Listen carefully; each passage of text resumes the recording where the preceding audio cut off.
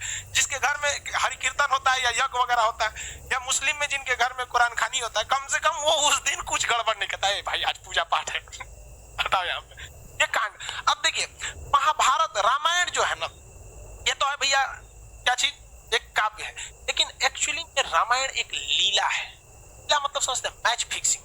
पहले से रामायण में हर चीजें क्या थी, फिक्स थी, लेकिन हमारे देश की शिक्षा व्यवस्था इतनी चौपट कि हमें और आपको समझने का मौका ही नहीं दिया और इसे एक धार्मिक किताब बन के रख दिया। रामायण को अक्सर कहा जाता है राम लीला, देखते हैं ये राम जी की क्या थी, लीला थी। राम जी की क्या थी, लीला। अगर आप इसके छोटे से छोटे चीजों को अगर आप समझेंगे, कोई भी चीज को अगर समझेंगे, छोटे से छोटे चीज को, तो आज के जीवन में आपको बहुत सारी चीजें सीखने को मिलेगी। अच्छा ये बताइए, राजा दशरथ जी की पत्नी थी, वो कौन सी पत्नी थी जिन्होंने रथ में उंगली डाल के उनसे वचन मांगे, कौन थी, कैकेयी। उन्होंने क्या कहा था राजा दशरथ जी ने, कि हम तुम्हें एक वरदान देंगे, बदले में उन्हें क्या कहा कि हम उचित समय आने पर आपसे क्या मांगेंगे, वरदान। याद रखिएगा आज के जीवन में अगर आप किसी से कमिटमेंट करते हैं तो तुरंत पूरा करवा लीजिएगा। ऐसा मत कहिएगा कि उचित समय आने पे हम तुम्हारे लिए करेंगे, वरना आने वाले समय राजा दशरथ जी की मृत्यु का कारण भी बने थे राम जी का वनवास। कौन बर्दाश्त करेगा वहां पे राम जी का। लक्ष्मण जी को तो वनवास नहीं था, वो तो साथ में चले गए थे, भाई के स्नेह में चले गए थे कि नहीं।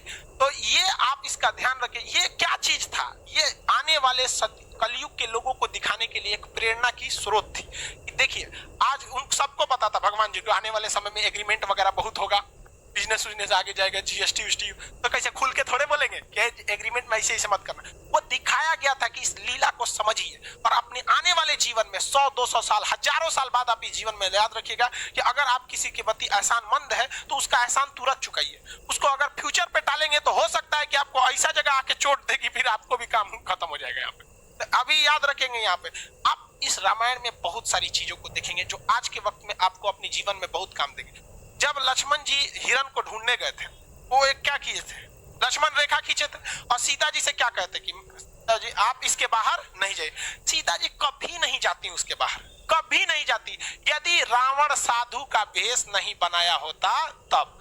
तो ये क्या संदेश देना चाहता है कि हर साधु के भेष में समझा आया हुआ व्यक्ति सन्यासी नहीं होता है। कलयुग के भेष में अगर कोई भी आपका साधु बन के आता है तो हो सकता है कि वो आपके लिए लक्ष्मण रेखा पार कराने के लिए आया है। इसलिए आंख बंद करके भरोसा नहीं कीजिएगा, क्योंकि सीता जी जैसी जब वो भगवान की पत्नी जब धोखा खा सकती है तो हम जैसे तुच्छ मानव लोग की औकात कौन सी औकात है हमारी। और आज भी देखिए आपको तांत्रिक लोग किसी किसी नाम पे आपको ठगेंगे। ये एक लीला है, लेकिन हमारी सिस्टम में जब अंग्रेज आए थे तो इस तरह से पढ़ा के गए कि हमारे और आपके दिमाग पे एक ताला मार दिया कि बौद्ध ग्रंथों में कुछ भी है तो आप इसे नहीं पढ़ेंगे, क्योंकि आपके दिमाग पे ताला मारा गया है कि आप हिंदू हैं, आप मुसलमान हैं, आप सिख हैं। अरे भाई महात्मा बुद्ध ने कह के गए थे क्या कि हमसे तुमको कोई भी बौद्ध लोग ही हमसे अपनी तमन्नाओं को मांगना या हमारी मन्नत मांगना, अगर कोई मुस्लिम या हिंदू हमसे कोई प्रार्थना करेगा तो हम पूरा नहीं करेंगे। क्या मर्यादा पुरुषोत्तम राम कहते क्या कि अगर हमसे कोई सच्चे दिल से मुस्लिम अगर हमसे अपनी प्रार्थना करेगा उसने मुसीबत में तो हम उसकी पूजा नहीं, प्रार्थना को नहीं सुनेंगे, कहेंगे भाग तू मुस्लिम है, क्या कहेंगे नहीं। लेकिन हम लोग 200 साल तक अंग्रेजों के गुलाम रहे। देखिए मुगलों के वक्त में भी हमारी संस्कृति आज आई थी, मुस्लिम शासक के वक्त आई थी, लेकिन उन लोग की सोच दूरदर्शी नहीं थी, वो केवल हमारे सामाजिक क्षति किए। लेकिन जब अंग्रेज का शासन आया ना, मेंटली बर्बाद कर दिया सब, जिसका खामियाजा आज भी हमें भुगतना पड़ता है। जबकि ये साफ संदेश था राम जी का कि देखिए हमारी खुद की पत्नी भी धोखा खा सकती है, तो आप आदमी किस दे। इसलिए जब कभी भी कोई धार्मिक चीज में अगर आए तो उसे एक बार जांच परख लीजिएगा। हम ये नहीं कहते हैं कि सब गलत है, लेकिन जांच परख जरूर लीजिएगा। जब लंका में जाया जा रहा था तो लंका में जब जाने के वक्त में भी देखिएगा, जब वानर लोग पुल बना रहे थे, वानर लोग क्या बना रहे थे, पुल बना रहे थे, तो उसमें गिलहरी भी ईंटा लेके ढोती थी सब। अब गिलहरी की औकातें कितना है, इतनी ईंटा लेके घूम रहे थे, देखो बंदर उठा के फेंक दिया गिलहरी को, क्योंकि भाग यहाँ से डिस्टर्ब करने आई है यहाँ पे। तो राम जी के पास गिरी थी और उसको चोट लग गया। राम जी अपने उंगली से ऐसे साला दिए थे, तो गिलहरी के ना पीठ पर आप देखेंगे ना 3 ठो निशान होता है, गिलहरी के पीठ पर 3 निशान होता है। तो ये कहा गया कि राम जी का ये क्या है, निशान है। और राम जी ने अपने जीवन का सबसे बड़ा उपदेश उस बंदर को बुला के दिए थे, वानरी सेना को, कहते इधर आओ, सबका क्लास लिए थे, चलो सब लोग यहाँ मारा कैसे वहां। और उन्होंने, राम जी गुस्सियाने वाले नहीं थे, लक्ष्मण जी इतनी भड़कीले टाइप के थे, नाके काट दिए सुपने खा। आज भी हर लड़की किसी भी लड़के को प्रपोज करने से डरती है, क्योंकि उसको याद है ससुरा, हमरा एक बार रामायण के समय लक्ष्मण जी काट दिए थे। लड़का डरता है कि कहीं तमाचा मत मार दे, लड़की डरती है नकिए मत काट। खैर ये मजाक वाली बात थी, इसको सीरियस नहीं। तो राम जी ने क्या कहा था कि देखो, मायने ये नहीं रखता है कि तुम कितना किए हो, मायने ये रखता है तुम कितना कर सकते हो। बंदर लोग जो है वानरी सेना, तुम्हारी क्षमता ज्यादा है, तुम बड़े बड़े पत्थर को उठा सकते हो, लेकिन गिलहरी ने उतना बड़ा पत्थर उठाया जितनी इसकी औकात थी। इसलिए अगर कामयाब होना चाहते हो तो ये मत सोचना आज के समय में कि तुमने कितना पढ़ाई किया, बल्कि अपने आप से पूछना कि आज हम कितना पढ़ सकते थे। समझ में गया? इसलिए हम आज भी इस गिलहरी को अपने पास रखते हैं। जिस दिन हमको थकान होने लगती है, हम इसको देखते हैं तो राम जी की बात याद आती रहती है कि ये मरा वो जिंदा इसमें रहेगा।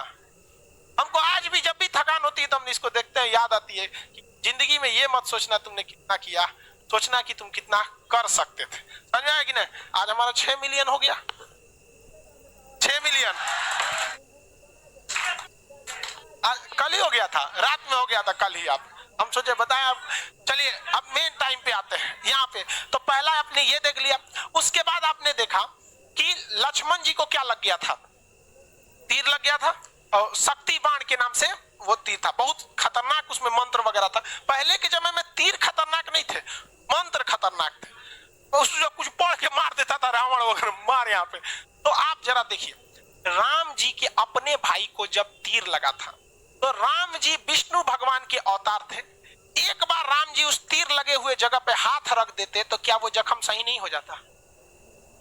हो जाता कि नहीं? लेकिन राम जी तो भैया ठहरे भगवान, उन्हें पता था कि आने वाले कलयुग में बहुत सारे ऐसे घूमने लगेंगे जो कहेंगे कि मर्यादा पुरुषोत्तम राम ने जो मंत्र पढ़ा था, मैं उसी मंत्र को पढ़ के आपके AK-47 का गोली लगा है साफ कर देंगे, बिच्छी काटा है साफ कर देंगे, सांप काटा है साफ कर देंगे। इसलिए राम जी अपने भाई को तड़पते हुए छोड़े और कहे हनुमान जी को कि जाइए आप हिमालय से संजीवनी बूटी लाइए, जो हनुमान जी को दिखाता है कि यदि समय रहते अगर आप मेडिकल सुविधा ला सकते। आज के समय में अगर आप देखेंगे, मजाक में सेंस में ना लेंगे तो आज के समय में वो एम्बुलेंस को दर्शाता है।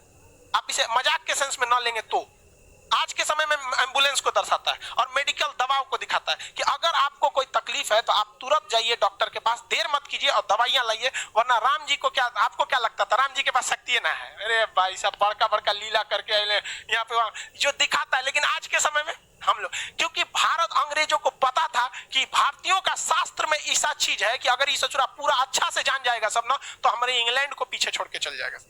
लेकिन उन्होंने इस चीज को दबा दिया, रामायण को केवल किताब रख दिया, न कि उसे केस स्टडी में बता दिया। जबकि हार्वर्ड ऑक्सफोर्ड जैसी यूनिवर्सिटी में ये सब चीजों को केस स्टडी पे पढ़ाया जाता है कि देखो राम जी ने क्यों नहीं उस चीज को सही किया, क्योंकि इसका 800 साल 200 साल 1000 साल बाद क्या असर पड़ेगा। उस ससुरे हमरे किताब पढ़ के आगे बढ़ गए सब, हम लोग को थरिया थमा दिया, तू रामायण पे लड़, तुम महाभारत पे लड़, हम हिंदू तुम मुसलमान, तुम सिख तुम ईसाई।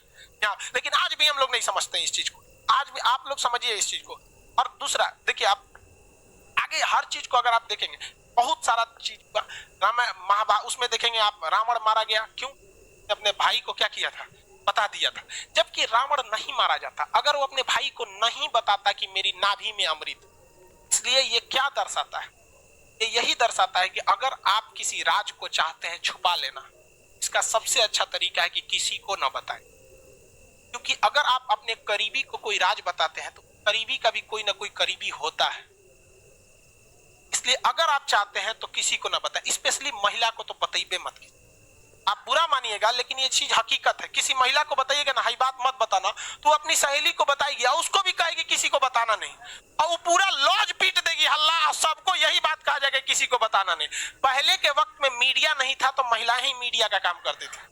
कोई खबर पहुंचाना है, एगो दादी को कह दो, पूरा मीडिया का काम हो। तो इस चीज को आप समझिए, ये केस स्टडी है।